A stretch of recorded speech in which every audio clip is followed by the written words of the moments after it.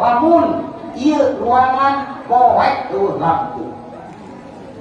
Wujud baki maka tinggali wujud setan maka rasa.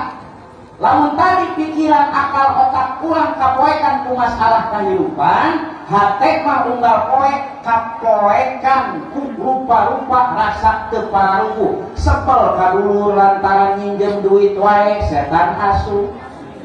Budak yang kajajan wae pika sebeleun hate urang setan asup. Salaki ngomong rek kawin deui setan. Mana cukup hiji pamajikan, hiji oge teu beak kitu mah. Jeung awewe teh ari neng padina Quran ge lalaki mah jatahna 4 neng mah hiji hawa ku sorangan.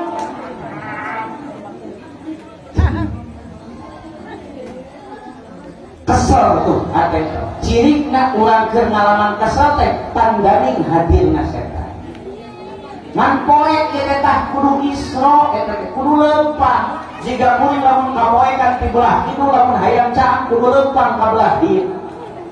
Jelema leumpang ti peuting tina poekna masalah, rudet pusing rungsing karasana, kesel sebel ambek karasana tina hate, kudu leumpang kudu pindah ruhanina tina wilayah syaitonia, wilayah poek, wilayah sebel, wilayah ambek beras ke wilayah ilahiyah atau wilayah tenang, nyaman, bahagia yang deungeuh welas jeung asih eta teh Isra ngaranna.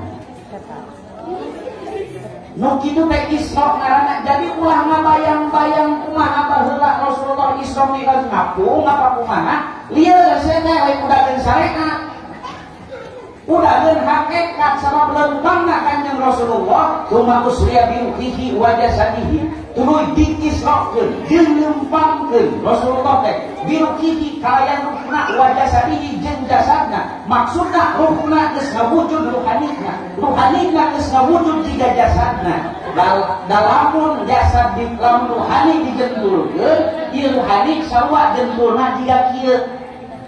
Jero ieu mun dikaji lamun rohani dijentulkeun eta rohani jentulna sarua jiga jasad ieu.